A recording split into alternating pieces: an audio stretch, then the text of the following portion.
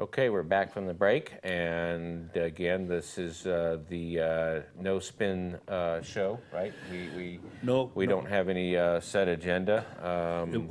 We can't pivot like the real fellows do. We just can't. And that we Well, tell it's an we tell art. it like I mean, it is. it's definitely a political art to be able to pivot. But I wanted to have my sign up here, the Reiner family, Trump, Pence, when I donated for them. So it's kind of interesting. Of course, I watch the TV shows and all the. I was watching the TV football game last night, and afterwards it was just all about Clinton and all about that stuff. And of course, it was an NBC show. And remember, NBC stands for nothing but communism, okay? And CNN is Communist News Network. I thought it was the Clinton News Network. Well, it could be that too, but Communist News Network. And CBC is Communist Best Communism, and ABC is all about communism. So. They're all communists. They are. That's just what they are. And they won't. It's funny. All the people I talk to, and of course I'm in a vacuum here in Pahrump, but I did travel up east before I went to Spain, and traveling through Maryland, which is usually very democratic. And I didn't see, but maybe one or two Hillary stickers. Okay. There are no Hillary stickers anywhere. There's nobody out there that I know that really supports her. So, and a lot of people won't brag about supporting Trump, but they will tell you that's what they're doing. Chuck. Hey, guys, good to have you back. Hey, Chuck. You're looking good. I love the hat. Yeah. We're going to go down in flames, or we're going to be happy as larks on Yeah, Wednesday. I know. Isn't that a horrible feeling? Yep. It's an incredible tipping point of the country at this point. The whole world. Yeah. This is it. This is either independence or God knows what they got in store for us. Slavery. Well, we're already slaves. This is...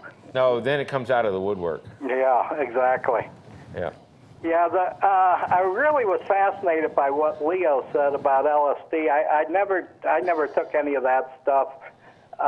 Looking back on it, I wish I would have, actually, but I've talked to so many people who have tried it, and they said pretty much the same thing Leo did. And what you said is, it depends on you, on what's happening at the time and all the rest, but it can absolutely expand people's horizons. The thing I really want to bring out is this experiment Ray was talking about was in conjunction with MK Ultra, which was a CIA project, a massive project. Began in '53 and ended in '73, but nobody believes it really ended. And it encompassed all kinds of stuff. LSD was one of them. And, of course, it was geared to controlling our minds, obviously.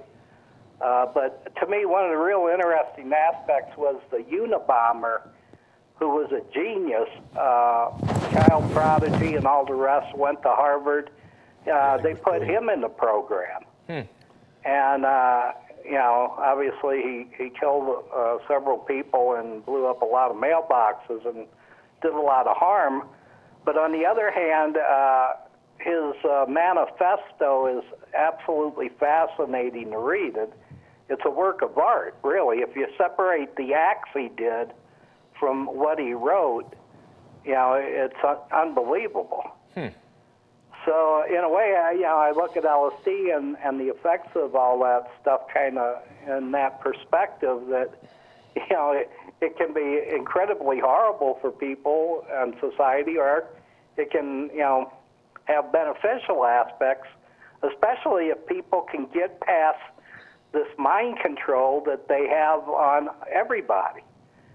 And a key figure in all this was people like Hillary Clinton.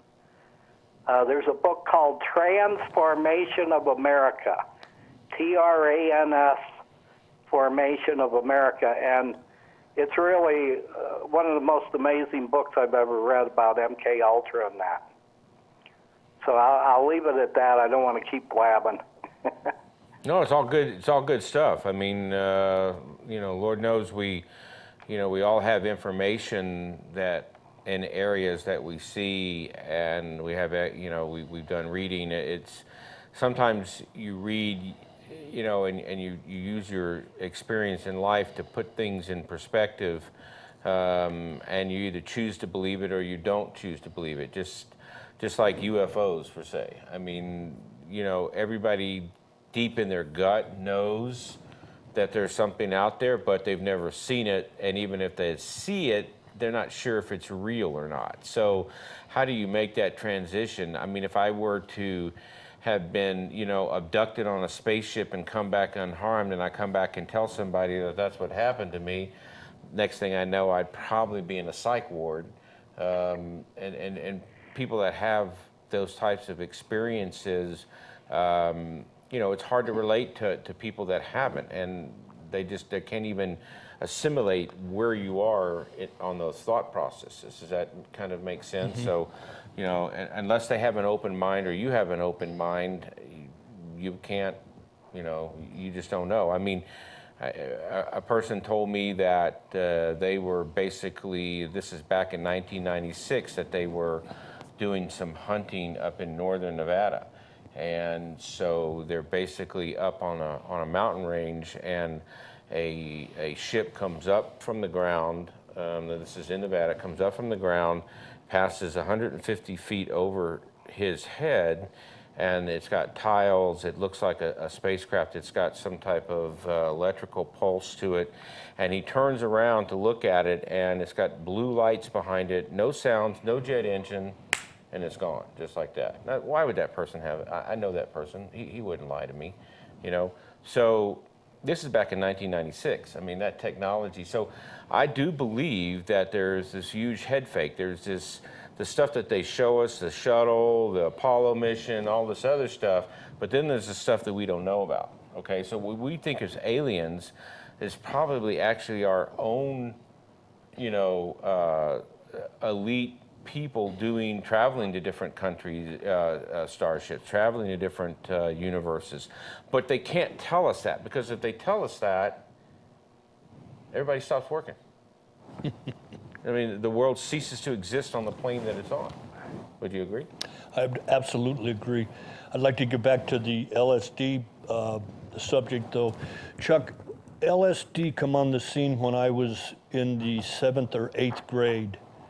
And I can remember Orange Sunshine, Purple Haze. I mean, I can remember when all of the kids were doing that stuff.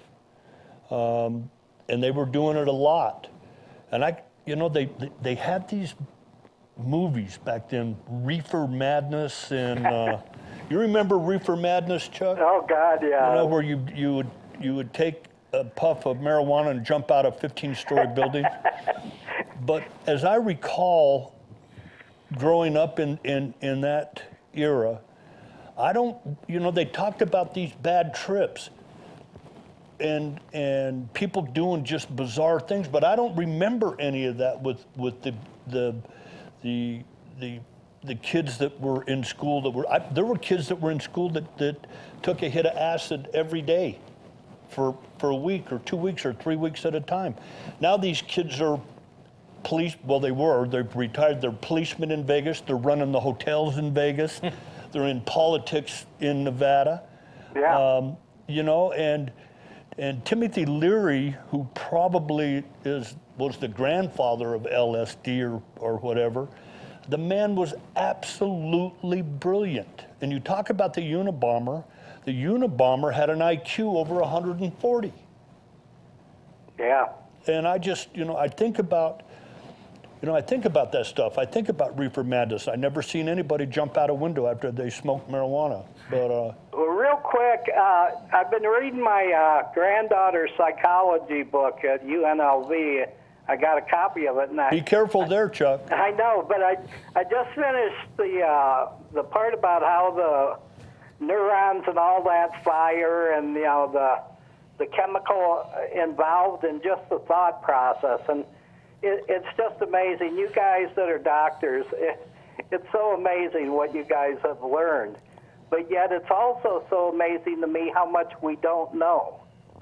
and I absolutely love studying anything about your jobs, what you guys do, and it's just phenomenal the amount of actions and reactions the body does trillions of times a day just so we are breathing, much less thinking. So I'll leave it with that and get off so someone else can call you. Thanks, Chuck. Thanks, guys.